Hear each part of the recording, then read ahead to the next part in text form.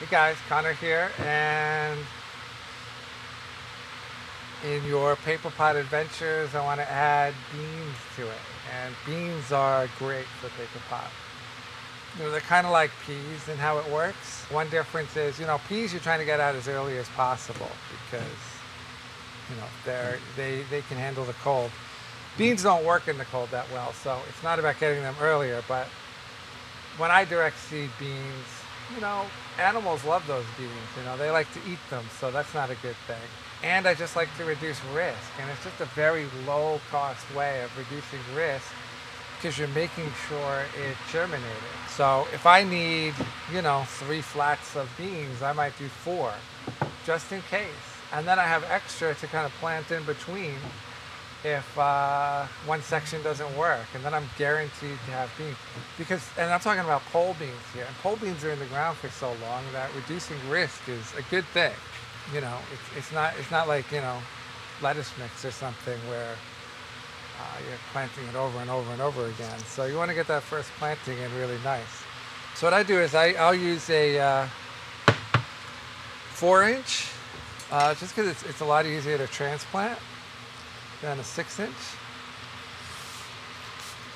And right, I'm going to get this stretched and filled.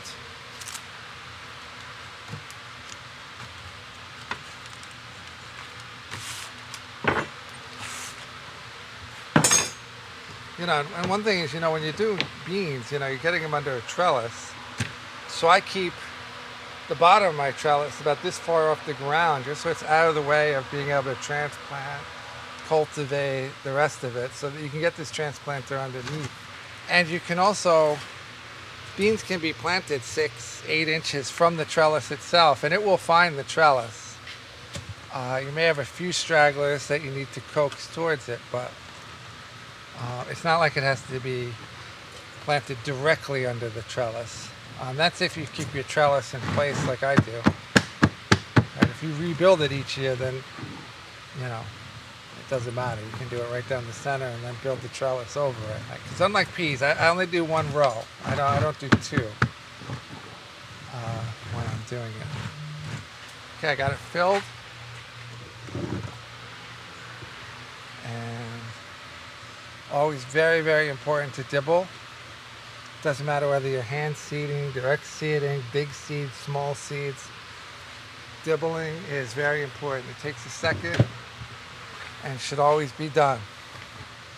Okay? And you want to be able to see even dibbles across the whole thing. Okay? Now this is a hand seeding situation. Okay? Right? So what I'm going to be doing is I'm just trying to drop 1 per. If 2 fall out of my hand, who cares? Okay? You're not going to be able to do this with a drop seeder. Okay? Okay, but I don't care if I drop a couple. Who cares? Doesn't matter. Right? Because you don't want to take forever doing this. Right? So I try to keep a couple in my hand and then just drop. I'm aiming for 1, but alright, so once you get them all in there, okay, now you're going to give it a good watering.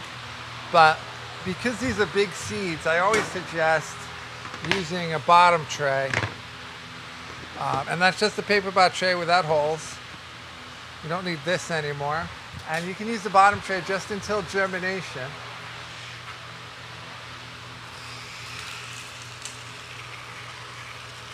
Just like so. Okay? And that's all you need. If you're not using a bottom tray, just keep going back and forth until it completely soaks. But since we're using a bottom tray, that water that we did is going to end up in the tray, and then it's going to come back up into the cell, so you don't have to worry about it. So we're going to leave this for a little while until it germinates. Now these, you want them to grow like this big. Right?